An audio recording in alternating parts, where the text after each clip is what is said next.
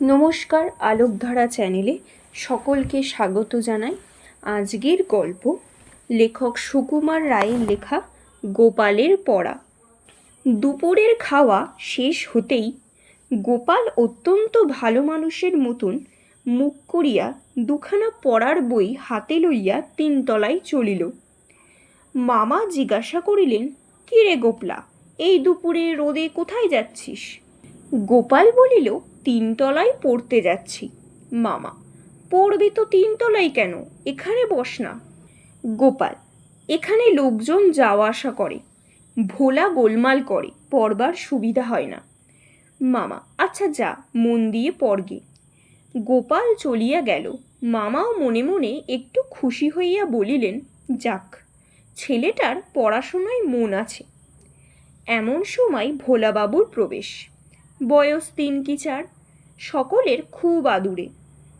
সে আসিয়াই বলিল, দাদা কই গেল? মামা বলিলেন, দাদা এখন তিনতলায় পড়াশোনা করছে, তুমি এইখানে বসে খেলা করো।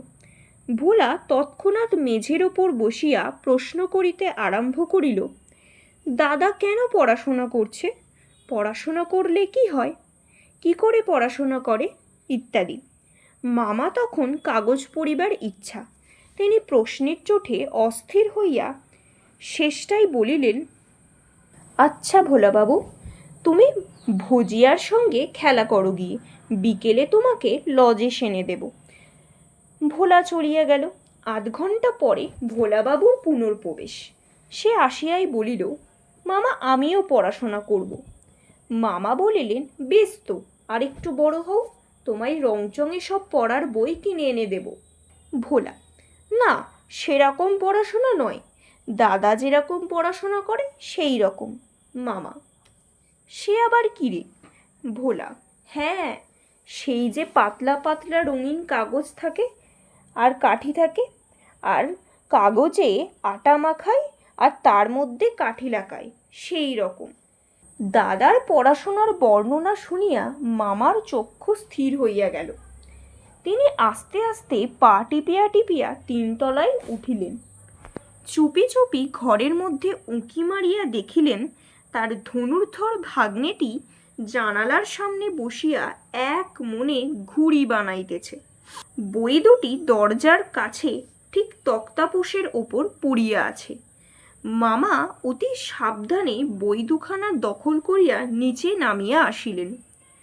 খানিক পরেই গোপালচন্দ্রে ডাক পড়িল।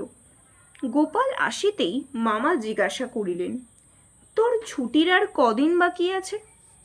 গোপাল বলিল, 18 দিন।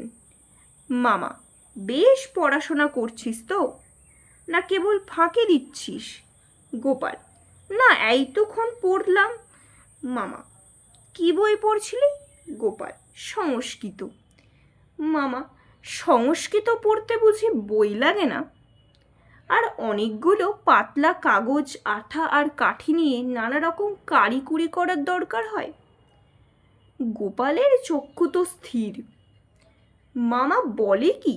সে একেবারে হতভম্ব হইয়া হাঁ করিয়া মামার দিকে তাকাইয়া রইল। মামা বলিলেন, বই কোথায়?